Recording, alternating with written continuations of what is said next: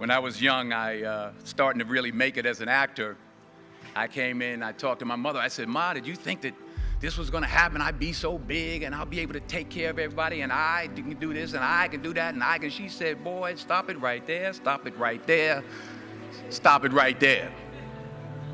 He said, if you only knew how many people that have been praying for you, how many prayer groups she put together, how many prayer cloths she gave me, how many times she splashed me with holy water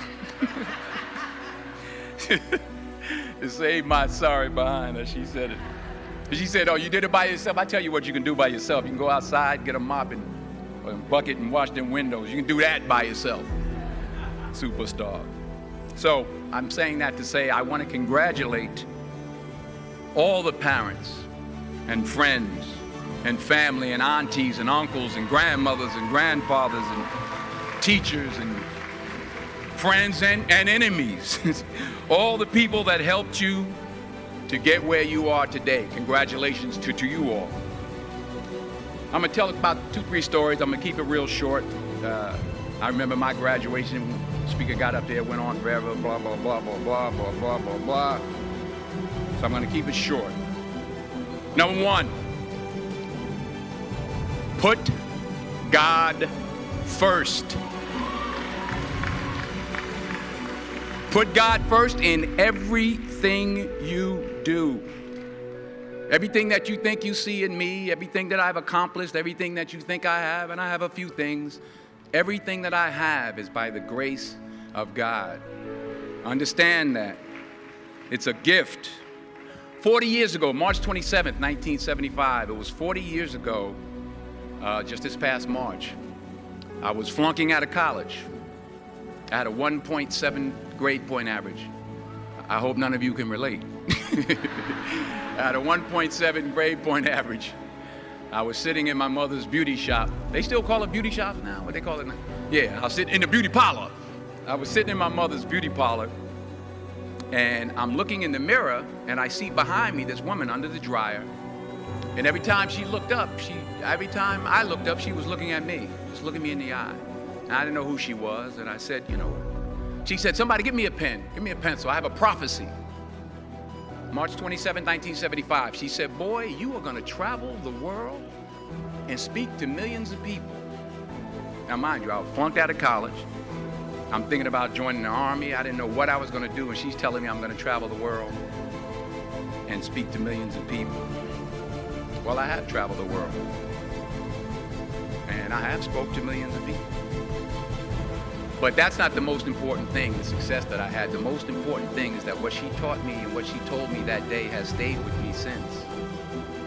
I've been protected. I've been directed. I've been corrected. I've kept God in my life, and it's kept me humble. I didn't always stick with him, but he always stuck with me. So stick with him in everything you do. If you think you want to do what you think I've done, then do what I've done and stick with God. Number 2, fail big. That's right.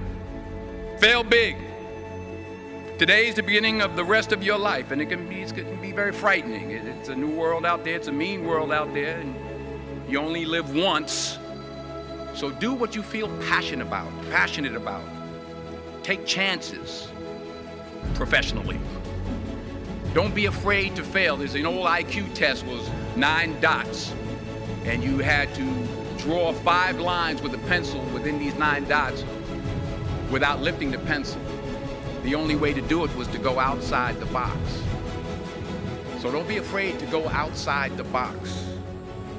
Don't be afraid to think outside the box. Don't be afraid to fail big, to dream big. But remember, dreams without goals are just dreams, and they ultimately fuel disappointment. So have dreams, but have goals. Life goals, yearly goals, monthly goals, daily goals. I try to give myself a goal every day. Sometimes it's just to not curse somebody out. Simple goals, but have goals. And understand that to achieve these goals, you must apply discipline and consistency. In order to achieve your goals, you must apply discipline, which you have already done, and consistency every day, not just on Tuesday and miss a few days. You have to work at it every day. You have to plan every day. You've heard the saying, we don't plan to fail, we fail to plan. Hard work works. Working really hard is what successful people do. And in this text, tweet, twerk world that you've grown up in, remember, just because you're doing a lot more doesn't mean you're getting a lot more done. Remember that. Just because you're doing a lot more doesn't mean you're getting a lot more done. Don't confuse movement with progress. My mother told me, she said, yeah, because you can run in place all the time and never get anywhere. So continue to strive, continue to have goals, continue to progress. Number 3, you'll never see a U-Haul behind a hearse. I'll say it again.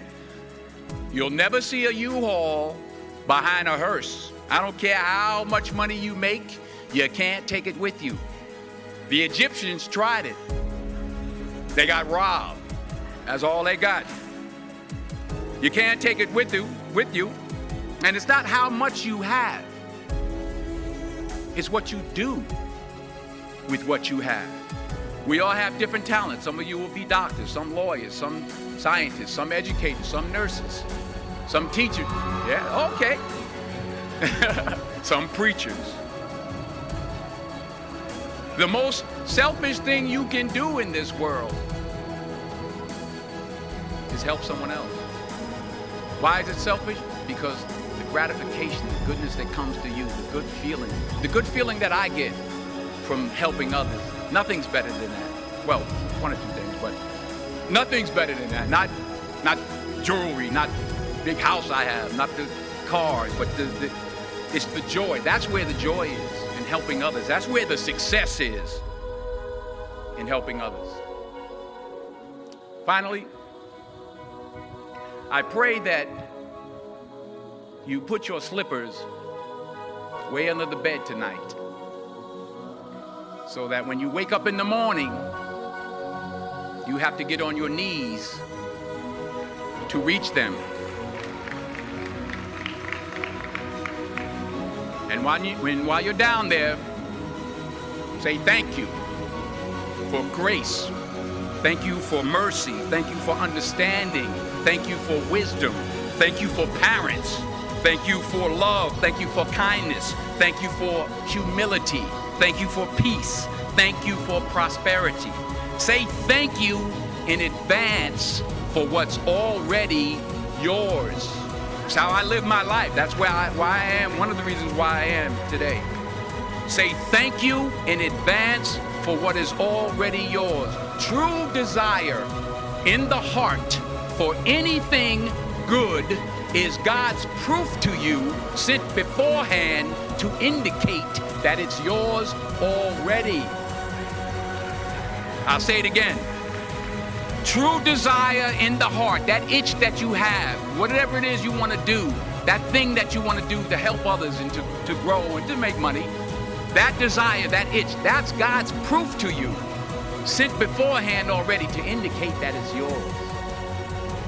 And anything you want good, you can have. So claim it. Work hard to get it. When you get it, reach back. Pull someone else up. Each one, teach one.